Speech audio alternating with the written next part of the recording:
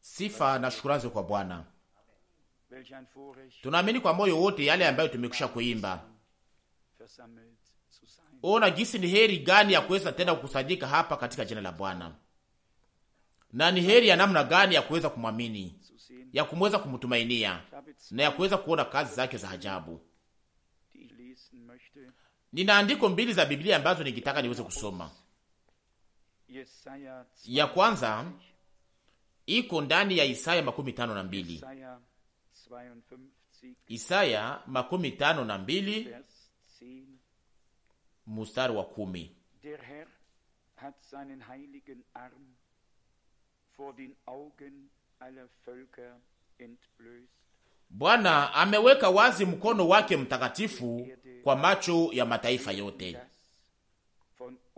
na miisho ya dunia itaona wokovu wa Mungu wetu. Na andiko ya pili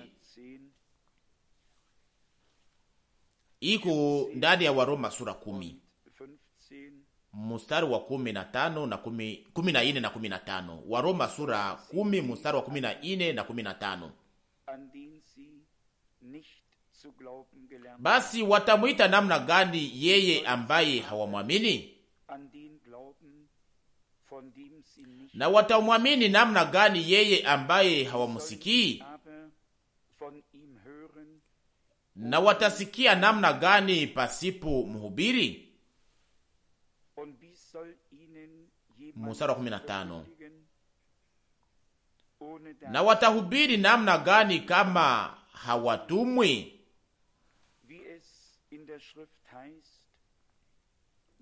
Kama ilivyoandikwa, ni mizuri gani miguu yao wanaohubiri habari njema ya salama.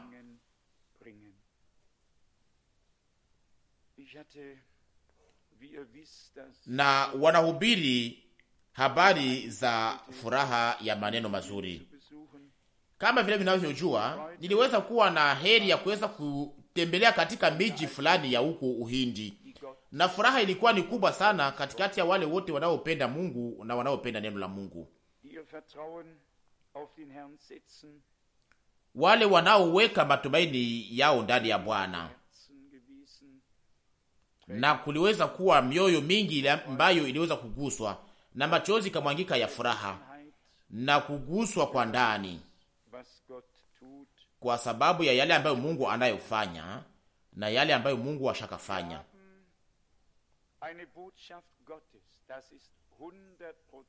Tuko na ujumbe wa Mungu, na hiyo ni kweli 100%. Tuliweza kuwa na heri ya kuweza kuwa tuliweza kufundishwa na Mungu yeye mwenyewe, na sio ujuzi, lakini ufunuo wa neno na wa mapenzi ya Mungu. Natumaini tu ya kwamba Mungu atatupatia hapa karibu heri ya kipekee, ili tusiweze kuchukua tu ujumbe, lakini Mungu yeye mwenyewe aweze kuishuhudia na aishuhudie kwa namna ya kimahajabu, aweze kutoa ushuhuda ya kwamba tunachukua neno lake katika jina lake, kwa maana hiyo ndiyo inayohusika.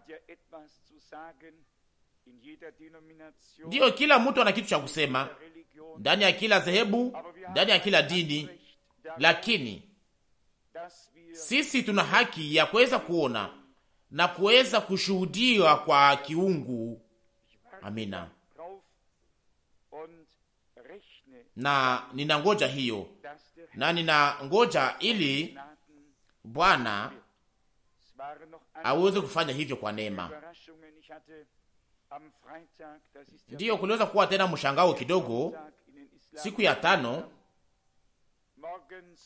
ndani ya nchi ya Uislamu, na siku ya kwanza ya juma niliweza kuchukuliwa saa 2:45 asubuhi, na kisha tukaenda katika makusanyiko mpaka makusanyiko mengine, toka mahali pa maombi mpaka mahali pa maombi pengine, toka kusanyiko mpaka kusanyiko lingine,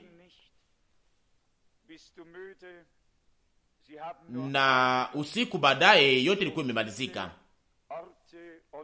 na watu wananiuliza, umechoka? Wanakuwaka na hitaji moja, ni kuweza kufika katika eneo nyingi na katika makusanyiko yote kama vile inavyowezekana. Na niweza kushukuru sana kwa ajili ya hiyo, kwa maana tunaweza kupumzika baadaye wakati wa safari ya kurudi. Na sitasahau pia ushuhuda wa mwanaume ambaye alikuwa akinisindikiza kwenye uwanja wa ndege wa Bahrain. Aliweza kuniambia, ndugu Frank, nishaka sikia watu wengi, lakini wewe Mungu alikupatia neno lake. Leo tena nitaweza kuandikia mchungaji wangu aliye huko New York ili aweze kualika, ili uweze kutangaza neno la Mungu huko kwenye uwanja wa ndege. Niweza kumaliza uchunguzi wa passport, na katika chumba cha kungojea mwanamke ambaye alikuwa pale akaniambia, hello Pastor Frank. Nikajiuliza, hii nataka kumaanisha nini? Akaniuliza, haunijui? Nikasema hapana. Akaniambia, ninatoka huko Manila, huko Ufilipini. Akanianza kuniambia habari ndefu, na wakati potoka katika chumba hicho ili niweze kuingia katika mlango wa kuingia katika uwanja wa ndege, hapo tena kuna mwanaume mmoja aliweza kuniita. Nikapita karibu na chumba cha mapicha katika maeneo yanayoitwa kwamba duty free, na huko mwanaume akaniita, brother Frank.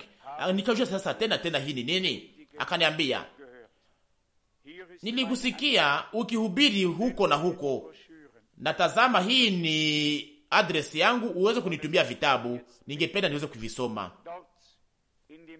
Akaniambia, kuja pamoja nami huko ndani ya mahali pa kuweka vitabu. Kuna ndugu mwingine ambaye alishaka kukusikia pia, na mtu huyo akaacha mahali pake pa kutumikia, akanisindikiza katika mahali pa kuweka vitabu. Niweza kuambia nini? Katika nchi ya Uislamu, kijana akikaa akigunja miguu yake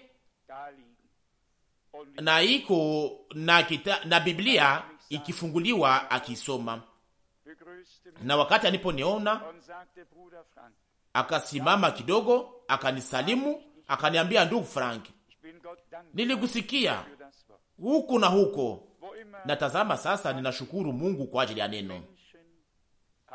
Mahali pote tunapokwenda watu walishaka sikia neno, na mara nyingi tunawaza sasa ya kwamba tunda iko wapi, matunda iko wapi. Mara nyingi tunajiuliza matunda sasa iko wapi?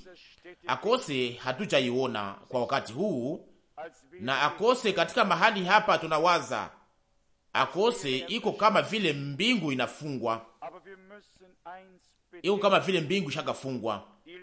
Lakini tunapaswa kuchunga kitu moja kwenye roho,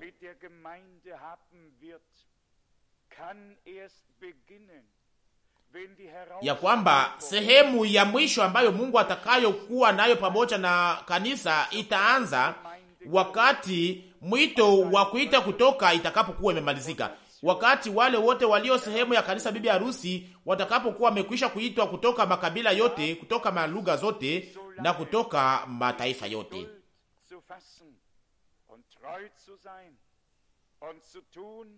Na tunapongoja sasa, tunapaswa kuwa na uvumilivu ili tuweze kubaki kuwa waaminifu na kuweza kufanya yale ambayo Bwana anatuagiza. Tuone au hapana, tusikie au hapana. Bwana anasema ya kwamba neno langu halitarudi bure bila matokeo, lakini litatimiza yale ambayo nililituma, kulingana na Isaya 55:11. Na hivyo sasa ninaweza kushukuru na naweza kusema na naweza pia kuwekwa bidii nilipotoka katika safari hiyo. Sina hitaji ya maua au kushukuriwa na watu, lakini hiyo inanifurahisha sana kutoka kini cha nafsi yangu, wakati napokutanana na watu ambao walioongozwa mpaka kwa Bwana. Na hiyo siyo tunda langu au matunda yangu, lakini hiyo ni matunda ya Mungu ambayo iliyotoka katika yale yaliyofanyika hapo Golgotha, na kupitia mahubiri katikati ya mataifa yote aliweza kuita na kukamata watu ambao watakaoonekana mbele ya kiti cha Mungu.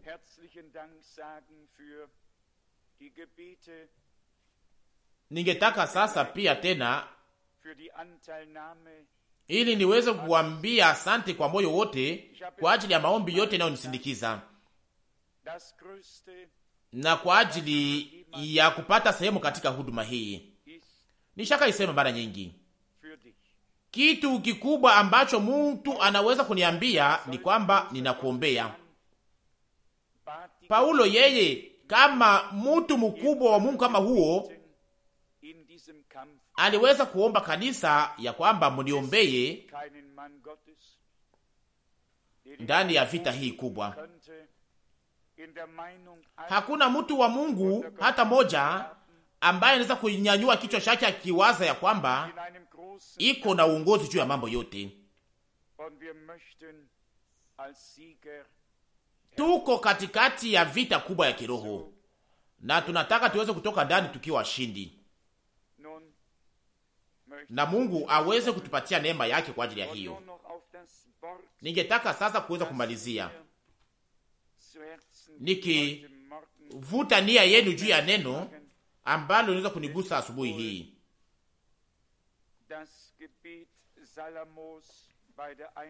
Inahusu ombi ya Solomono wakati wa kuzindua hekalu. Wafalme wa kwanza sura 8.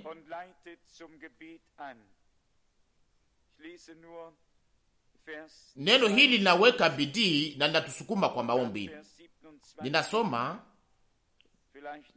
shairi ya 22 na kisha 27 na akose pia sehemu moja ya mstari wa 13 Wafalme wa kwanza sura 8 mstari wa 26. Mstari wa 22. Solomono akasimama mbele ya madhabahu ya Bwana, mbele ya macho ya makutano yote ya Israeli, akanyanyua mikono yake mbinguni. Mstari wa 23. Akasema, E Bwana, Mungu wa Israeli, hakuna Mungu kama wewe katika mbingu juu wala dunia chini au duniani chini. Wewe kushika maagano na rehema kwa watumishi wako wanaotembea mbele yako kwa mioyo yao yote. Mstari 27 sasa. Lakini ni kweli ya kama Mungu atakaa juu ya nchi? Tazama, mbingu hazikutoshi, wala mbingu za mbingu. Basi nyumba hii niliyojenga itaweza wapi? Mnaweza kusoma sura hii yote nzima nyumbani kwenu. Na kwenye mstari wa 36 imeandikwa,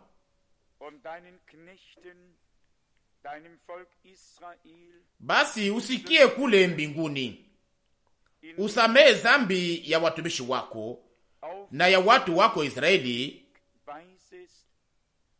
wakati unapowafundisha njia njema ambayo imewapasa kutembea. Unyeshe mvua juu ya nchi yote, au juu ya nchi yako ambayo uliwapa watu wako iwe urithi wao.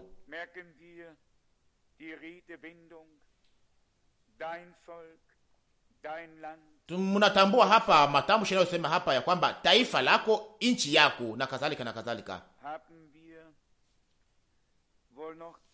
Na kisha tuna shahiri ingine ambayo ningetaka niweze kuonyesha, shahiri ya 49. Basi usikie maombi yao na malalamiko yao kule mbinguni,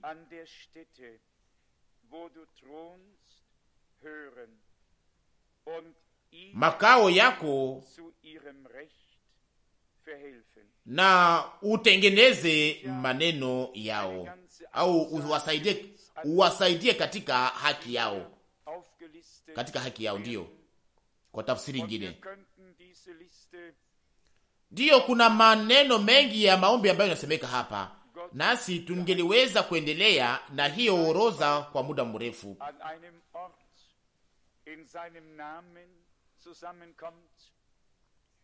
Mungu aliahidi ya kwamba wakati taifa lake litakapokusanyika katika mahali pamoja katika jina lake, naye atakuwa katikati yetu.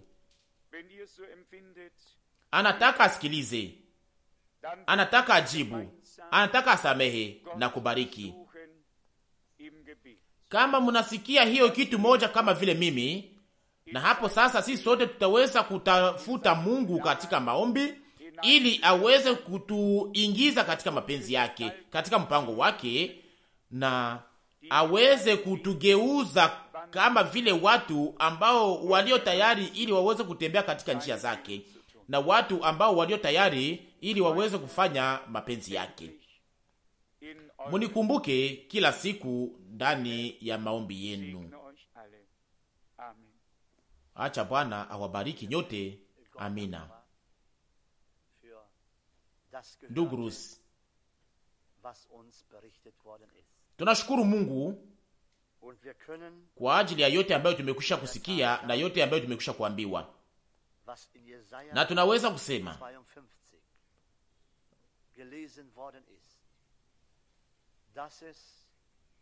ya kwamba yale yaliyoandikwa katika Isaya 52 ni kweli. Mungu, Bwana Mungu alionyesha mkono wake mbele ya watu wote au mataifa yote, na miisho yote ya dunia itaona mkono au wokovu wa Mungu. Na naamini ya kwamba wakati umekuja akose Isaya, wakati aliposema maneno haya, alikuwa hajui ya kwamba hiyo ingeweza kutimilika, lakini ndani ya siku zetu tunaona ya kwamba mkono wa Mungu wetu umeonekana, nasi tunaweza kusikia ujumbe ambao Mungu aliotoa. Neno la Mungu haliwezi kuvunjwa. Yale aliyotamka siku moja kupitia watumishi wake manabii, anaitimiza ndani ya wakati wake. Tushaka kuisikia hapa kwa namna ya kimaajabu jana jioni ndani ya mahubiri. Wakati uliopangwa unapaswa kuja. Mtu aliyepangiliwa anapaswa kuwa amechaguliwa. Anachaguliwa si na watu, lakini anachaguliwa na Mungu. Na tunaona ya kwamba Mungu alichagua watu ambao angepasha kuzungumzia kupitia wao tangu mwanzo, watu ambao wangepasha kuleta kwanza ujumbe na utangazaji ambazo Mungu angepasha kushuhudia tena kwa wakati wake. Tunafurahi sana kwa sababu ya hiyo. Ndiyo, kama vile ndugu yetu alivyosema,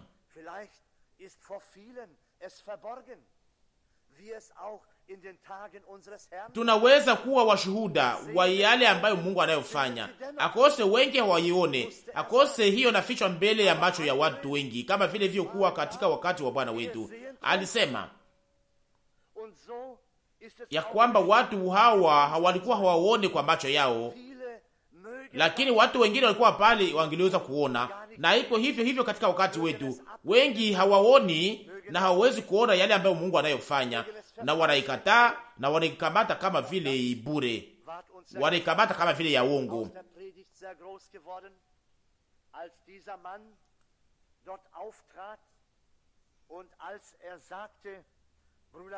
Na hiyo tulionyeshwa kwa namna iliyo wazi jana jioni katika mahubiri, wakati mtu huyo alipokuja na kusema ndugu Branamu hajui yale anayosema, na kisha mwingine baadaye akasimama akasema, lakini sisi tunaamini yale ambayo ndugu Branamu anayosema ya kwamba ni kweli.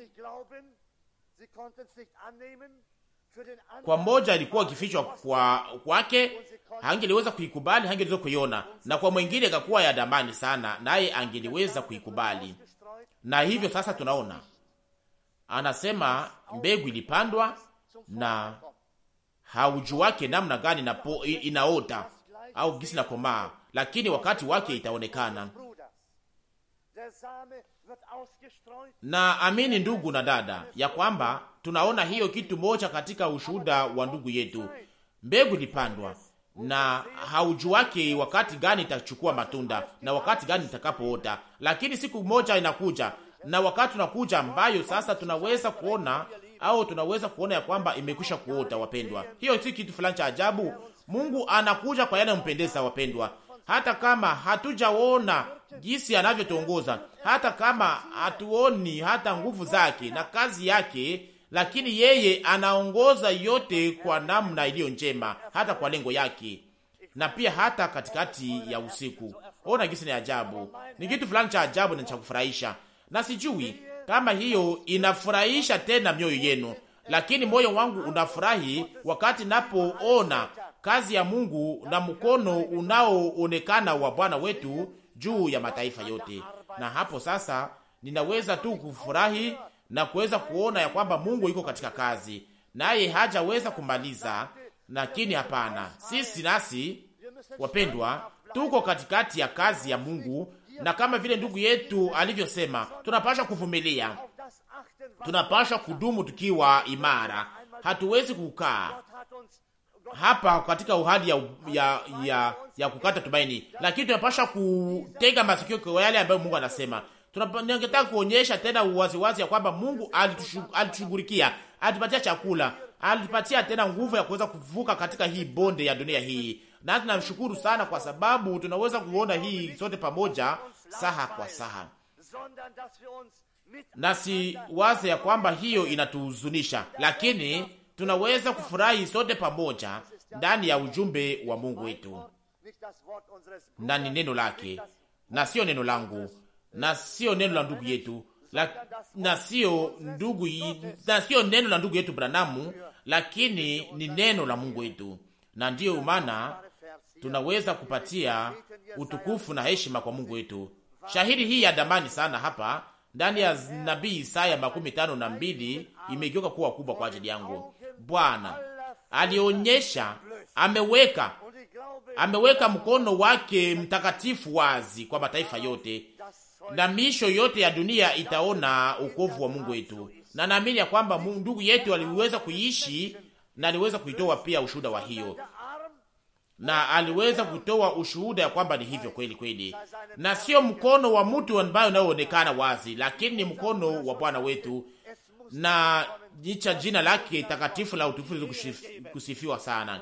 Na kama vile ndugu yetu alivyosema kusema, tunapaswa kufika kwa kuweza kutukuza Mungu wetu, na naamini ya kwamba hiyo ndiyo lengo yetu na hitaji yetu na lengo yetu ambayo iliweza kutuleta hapa, ili tuweze kupatia utukufu kwa Mungu wetu. Na hiyo inapaswa kufika mahali pote, hata pia mahali ambapo hatuwezi kuiwazia hata. Na wakati unaposikia sasa hiyo iweze kufika sasa wakati unaposikia kwamba hiyo inafika sasa katika nchi za Kiislamu huko, hiyo hapo napo Mungu anaweza kutayarisha watoto wake huko. Na tumesha kusikia kwamba Mungu ataita taifa lake toka mataifa yote, toka malugha zote na makabila zote. Amina. Na nauliza swali leo hii, Nauliza swali asubuhi hii, anafanya hivyo sasa au haifanye? Aliweza kutimiza ahadi yake, alifanya hivyo. Yeye anafanya hivyo, anashika ahadi yake, nasi tunashukuru sana kwa ajili ya hiyo na tunafurahi sana. Nasi hatuwezi kufanya kitu kingine ila kuweza kupatia heshima na utukufu kwa Mungu wetu. Ona gisi ni ajabu. Mstari 11 Isaya 15:2, mwende zenu, mutoke kule, musiguse kitu kichafu, mutoke katikati yake, muwe safi, munaochukua vyombo vya Bwana. Mstari 12, maana hamutatoka kwa haraka wala hamutakwenda kwa kukimbia, kwa sababu Bwana atakwenda mbele yenu na Mungu wa Israeli atakusanya nyuma yako. Hii neno gani la ajabu hapa wapendwa? Nasi hatuna hitaji ya kuweza kujisumbua. Hatuna hitaji ya kuweza kujisumbua namna gani mambo itaendelea. Lakini tunapaswa kuweka macho yetu mbele ya Mungu wetu, naye ataendelea kutushughulikia. Hiyo ni kitu fulani cha ajabu sana na cha utukufu. Naamini ya kwamba tuna kitu fulani cha kusema tena. Ningetaka niweze kusoma. Ningetaka niweze kusoma maneno fulani iliyo katika mahubiri inayoitwa kutumikia Mungu bila kutumika katika mapenzi yake. Ndugu Branham anasema aliweza kutumikisha maneno haya. Ningetaka niweze kusema maneno fulani na kuisoma ili kuonyesha yale ambayo niliyosemeka hapa kwa nguvu nyingi. Inasemeka hapa, ninaisema pia katika jina la Yesu Kristo, msiongeze kwa nia yenu wenyewe au kwa mapenzi yenu wenyewe. Wapendwa, hatuna hitaji ya kuweza kuongeza kitu fulani. Hatuna hitaji pia ya kuweza kufanya kitu fulani cha kibinafsi, lakini tuliwekwa katika kazi yake, nasi tunasema tu yale aliyosema. Musiongeze maoni yenu wenyewe, lakini museme tu yale ambayo iliyosemeka kwenye makanda, na mufanye tu yale ambayo Bwana Mungu aliyoagiza kufanya. Musiongeze kitu chochote, kama vile ilivyoagizwa sana kwa makazo, wapendwa. Na naamini kwa moyo wangu wote ya kwamba hiyo haikufanyika toka kwa ndugu Branham, lakini ni Bwana ndiye aliyezungumuza kupitia mtumishi wake na nabii. Na inaandikwa hapa wazi wazi kwa unyeusi na mweupe hapa, wapendwa. Na hiyo inamaanisha kwamba hiyo ni kitu cha lazima sana, ndiyo kwamba tuweze kusema tu yale ambayo Mungu alisema, wapendwa. Na Isaya naye pia hakuweza kusema kitu chochote kwa nia yake mwenyewe, lakini yale ambayo Mungu alikuwa amemwagiza kusema na kumpatia, na hiyo iko na matokeo yake katika wakati wetu. Kama vile siku zote naye anashika ahadi zake kwa ajili yetu. Alishika ahadi zake zote ambazo alizotoa. Hiyo ni kweli? Amina. Alifanya hivyo. Aliwaambia yale ambayo ipasha kufika, na hiyo ilifika. Tunaweza kusema tu ndiyo, amina, na hiyo ilifika. Jina lake lisifiwe. Ninaita mbingu na dunia leo mbele yenu. Mungu aliwahi kusema kitu fulani ambacho hakuweza kutimiza? Hakuweza kufanya waziwazi yale aliyotuahidi? Hakuweza kufanya waziwazi kama vile alikuwa ameikwisha iahidi? Na ni hivyo ni kweli, amina. Hiyo ndiyo kitu sasa, wapendwa, na hiyo inadumu hivyo, naye ataendelea kufanya hivyo. Ni hivyo, nasi hatuna hitaji ya kujisumbua. Hatuna hitaji ya kuweza kupanga kitu fulani. Yeye ndiyo iko kwenye kazi, naye alitumikisha siku zote watumishi wake. Sio wao ndio walikuwa kimuhitaji yeye, lakini yeye ndiye aliyeweza kuwachukua katika kazi yake. Wapendwa wangu,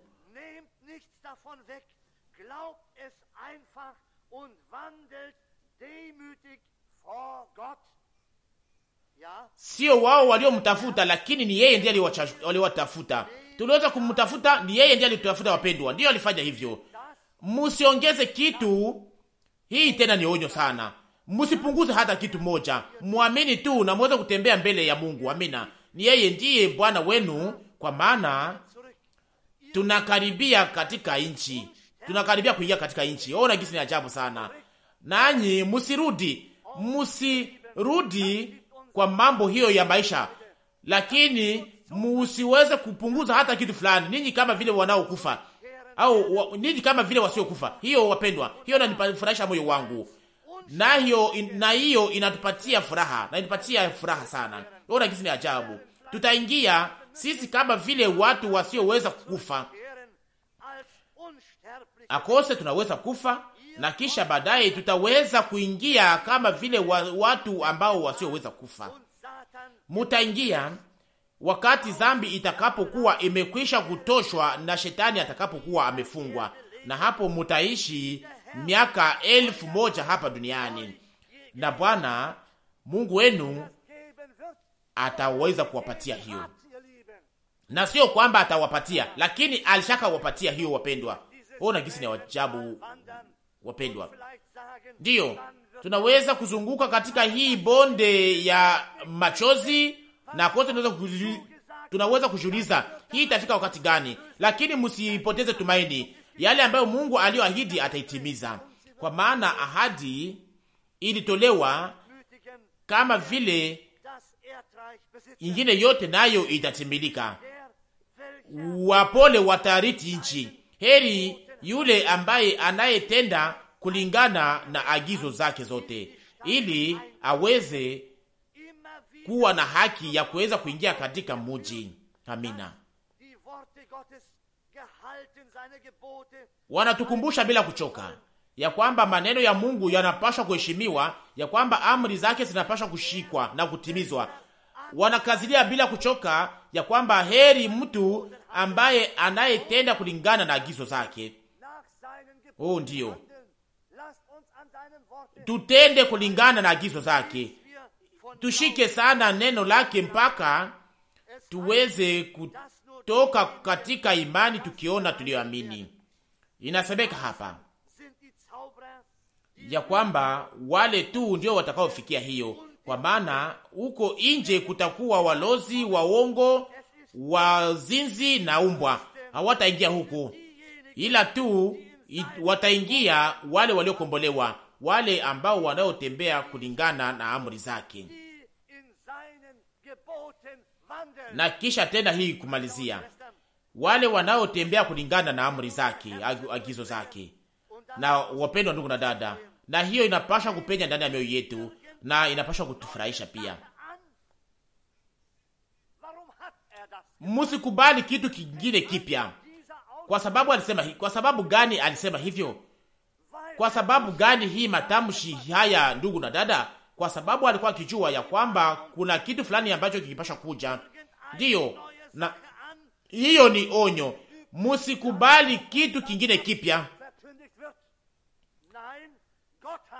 kama vile wanavyoiwaonyesha leo katika nchi zote, mahali pote. Ndiyo, Mungu ashaka tuzungumzia, na hiyo inatutosha, na hiyo inatufurahisha sana. Kuna mambo mengi nayo huzunguka mahali pote. Hiyo ni kweli, tunaweza kusema ndiyo na amina, na akose kutakuwa tena mambo mengine kama hayo.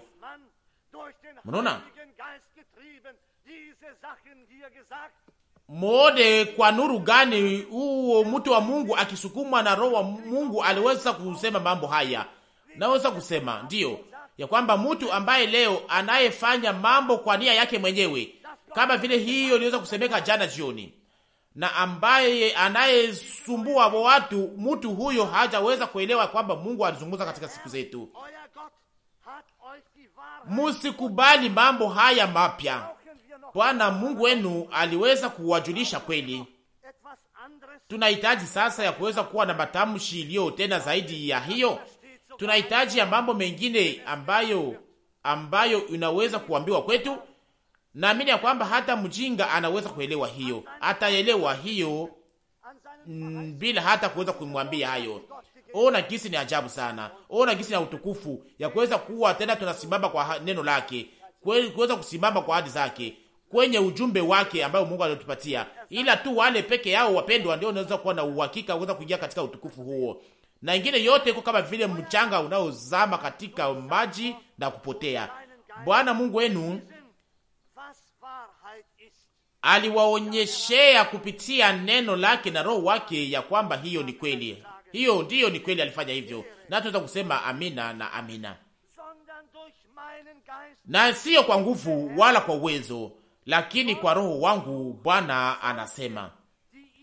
Mungu anatafuta wale ambao wanaomtafuta, kwa wanaomwabudu kwa roho na kwa kweli.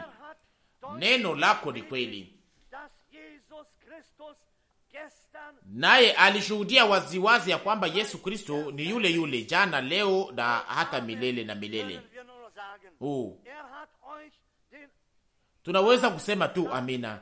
Naye aliwaonyesha mbegu ya jioni, na aliwafunulia katika neno, na akawaonyesha hayo kupitia roho wake. Ndiyo, alifanya hivyo. Musijaribu hata kuweza kuunga au kutengeneza dhehebu. Musiweze kujaribu kuweza kujenga juu ya kitu fulani, lakini muweze kudumu wanyenyekevu mbele ya Bwana Mungu wenu, kwa maana inaonekana ya kwamba milango ya nchi iliyoahidiwa itaweza kufungwa hapa upesi. Tuingie kwa kuimba na kutoa sauti ya furaha wakati bibi harusi na bwana harusi watakapo kamata nafasi mbele ya kiti cha enzi. Muishi maisha ya unyenyekevu na inaojaa upendo. Mupendane ninyi kwa ninyi. Musiache kitu fulani kuweza kusimama katikati yenu. Kama mnatambua ya kwamba kuna kitu fulani kinasimama kikipingana na mtu mwingine ndani ya moyo wenu, muache na mutupe hiyo haraka haraka. Ndugu zangu na wadada wangu, kama hatuwezi kusaidiwa baada ya kusoma kwa maneno kama haya, sijui ni wakati gani tunaweza kusaidiwa tena. Lakini kila mtu ataweza kutambua kuhusu yeye mwenyewe, au ataweza kutoa ripoti kwa ajili yake mwenyewe. Tunaweza kusoma tu neno na kuweza kuambia yale, na kuweza kumwambia yale ambayo neno la Mungu linasema, na hapo sasa kila mtu anapaswa kujua yale anapaswa kufanya. Maombi yangu ni kwamba tu Mungu aweze kunisaidia, na Mungu aweze kukusaidia, na Mungu aweze kutusaidia sisi sote. Hiyo ni ombi langu. Mfanye angalisho kwa yale yanayokuja sasa. Shetani atafanya kwa namna yote ili aweze kujiingiza katikati yetu, lakini msiruhusu hivyo. Msimruhusu. Ndiyo, imekwisha kusikilikana.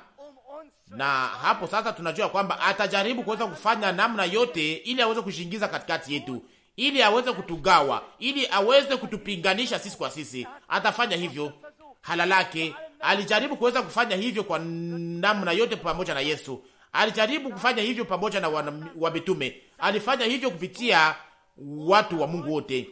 Na hapana, lakini hataweza kunasi kutuweza kutuacha. Lakini shetani atafanya namna yote iweze kukuja na uweze kuingia katikati yetu, lakini msiweze kumruhusu akose. Kuna mtu anaweza kuja na kuweza kuingia kwa ujanja na ulimi ili aweze kuwageuza na kuharibisha. Ndiyo, akose itaweza kufanyika hivyo katika siku zetu pia. Mnawaza ya kwamba kuna mtu angeliweza kugeuza Musa ambaye alikuwa akisimama mbele ya uso wa Mungu na ambaye alikuwa ameona yale ambayo alikuwa amekwisha kuona? Lakini hapana, hata kidogo.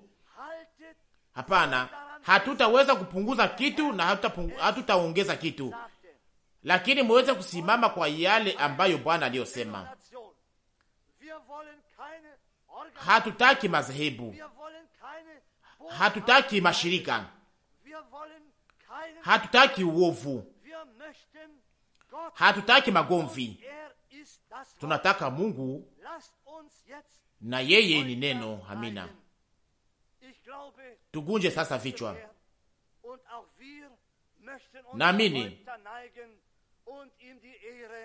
ya kwamba mpaka hapa tunataka pia nasi tuweze kugunja vichwa na tuweze kumpatia utukufu na mabudu. Akose tunaweza kusoma pamoja ombi. Tunasimama kwa ajili ya hiyo na tunaomba pamoja naye. O Mungu, ninatazama karibu nami na macho ya kiroho. Ninajaribu kuweza kuelewa ni kitu gani kinafanyika. Ninaona neno lako likishuhudiwa na likihakikishwa. Na yote ambayo uliyosema kuna miaka 13 iliyopita, miaka 13 iliyopita huko karibu na mto. Na wakati huo mambo yote sasa imetimilika. Na wewe unatimiza yale yote uliyosema. Bwana, mbali nasi wazo ya kuweza kupunguza au kuweza kuongeza, lakini tunataka tuweze kuchunga kitu hicho kama vile ulivyofanya. Tunataka tuweze kutembea kwa unyenyekevu na kufuata. Bwana, tazama wale ulioita kupitia huduma, ila tu kuacha wale ambao wamekwisha kulala katikati ya mataifa na katika ulimwengu mzima, ambao ndani ya makaburi wanalala watakatifu wengi waliobarikiwa na ambao waliosikia yale yaliyoweza kuandikwa na iliyotimilika. Lakini sasa sisi tulio tungali hai hatutaweza kutangulia wale waliolala. Wakati baragumu itakapolia, waliolala katika Kristo watafufuka kwanza, na kisha sisi ambao tulio hai tutaweza kunyakuliwa pamoja nao. Sasa wakati utukufu wa Mungu utakaposhuka hapa duniani na itafunika kanisa mbele ya dunia,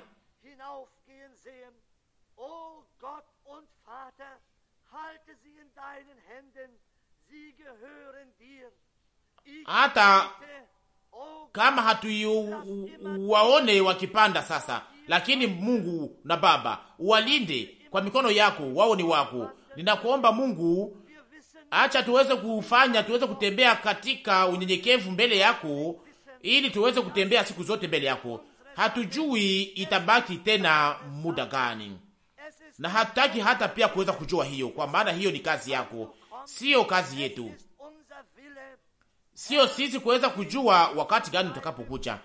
Mapenzi yetu Bwana ni kuweza kudumu kuwa wanyenyekevu mpaka uweze kuja, na ili tuweze kutembea pamoja na wewe. Hitaji yetu ni kwamba uweze kujionyesha siku zote katikati yetu Baba, ili tuweze kuona ya kwamba ungali unatembea pamoja nasi. Utusamehe makosa yetu na zambi zetu za zamani, na utuongoze na utulinde kutoka mitego yote ya adui kwa wakati unaokuja, na utuongoze o Mungu Baba yetu, usamehe makosa yetu na utusaidie ili tuweze kuwa wana wako. Sisi tuko watu wa masikini na wanyonge, tulitupa na kukataliwa katika hii uzazi wa sasa na katika dunia hii, na tukakataliwa na madhehebu na makanisa, na tunaona sasa kwa mwisho, na tunakushukuru kwa ajili ya nuru ya kiroho ambayo tuliopewa, na kwa sababu ya hiyo tunaweza kutambua mwisho wa wakati ndani ya neno lako. Mambo haya yote zinaenda mpaka katika gharika ya hii unaokuja kwa mwisho wa dunia. Lakini Bwana, tusaidie mpaka sasa tuweze kutembea pamoja na wewe, tuweze kunyakuliwa katika utukufu wako, na tuweze kuwa katika ulinzi wako. Ponya wagonjwa na wale waliochoka na wanaoregea. Bwana, tunaomba ili katika makusanyiko haya, katika hii makusanyiko haya ya kiungu, kusionekane tena mnyonge katikati yetu, kwa sababu wewe uko hapa pamoja nasi. Bwana, acha mioyo yetu iweze kugeuka mpaka kwako milele na milele. Tunajua ya kwamba Bwana, pesa, mambo yote ya dunia haina hata tena faida kwa ajili yetu, ni ya muda kidogo, itakuwa na mwisho wake hapa karibu. Kazi yetu, manyumba zetu, warafiki zetu, yote itapita, iwe yoyote, iwe tuwe watajiri au maskini, watu wanaojulikana au wasiojulikana, yote itakuwa na mwisho. Kuna kitu moja tu ambacho kuishi kwetu inaweza kutegemea juu yake, ni Yesu Kristo. Amina. Mungu utusaidie ili tuweze kuweka pembeni mambo yote iliyo ya pembeni au ya juujuu, ili tuweze kushikamana na wewe tu. Yeye ni neno na ni neno lililoshuhudiwa kwa wakati. Uitupatie Bwana neno lililoshuhudiwa la wakati wa Musa na wakati wa Yesu, neno lililoshuhudiwa la siku ya Yobu, wa Yesaya, Eliya, ya Yohana, na ilikuwa ni Yesu. Neno lililoshuhudiwa la leo ni Yesu, yule yule jana, leo na hata milele na milele. Utusaidie Bwana ili tuweze kuamini hiyo, tuweze kumwamini, tuweze kumuona na tuweze kutembea katika njia zako. Tunakuomba hiyo katika jina la Yesu. Amina, amina.